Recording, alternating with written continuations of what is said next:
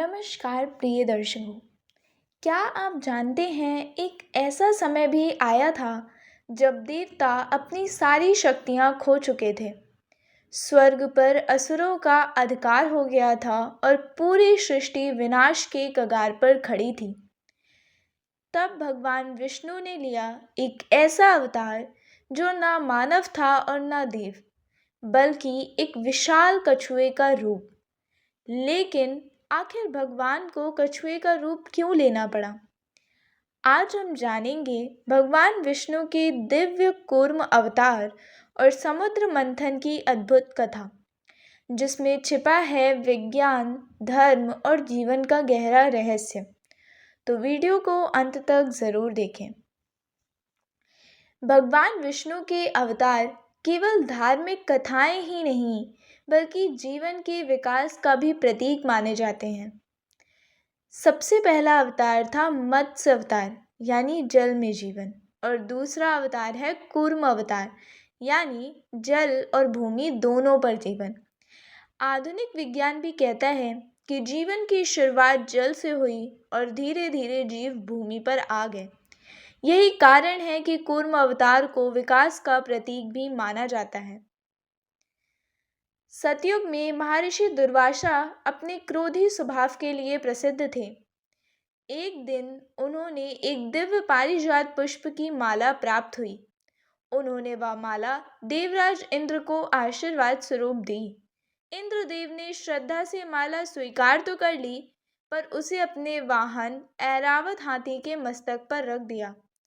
सुगंध से परेशान होकर ऐरावत ने माला को नीचे गिरा दिया।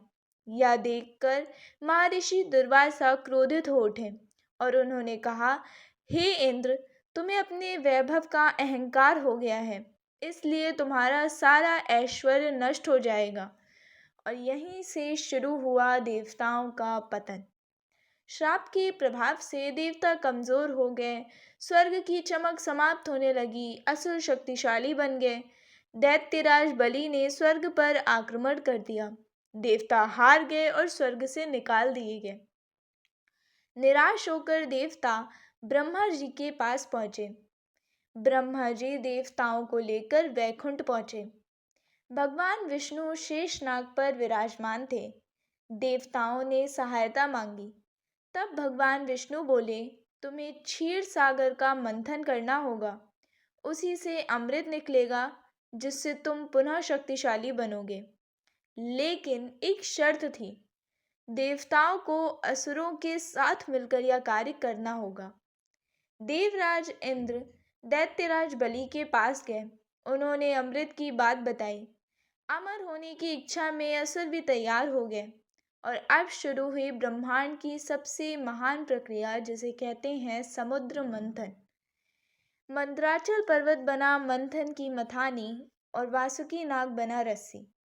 असुरों ने नाग का मुख पकड़ा और देवताओं ने पूंछ।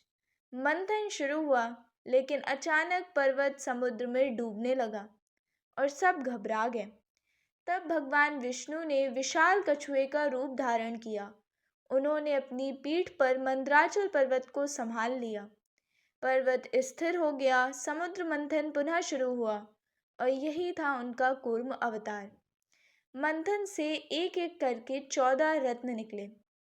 कामधेनु, उच्चाश्रवा घोड़ा, ऐरावत, कौस्तुभमणि, लक्ष्मी माता, चंद्रमा, पारिजात वृक्ष, धन्वंतरी, अमृत कलश, और सबसे पहले निकला हलाहल विष। और विष इतना घातक था कि सृष्टि नष्ट हो सकती थी। तब भगवान शिव ने उस विष को पिया और माता पार्वती ने उसे उनके कंठ में रोक दिया। इसलिए शिव जी कहलाए नीलकंठ। जब अमृत निकला तो असुर उसे छीनने लगे।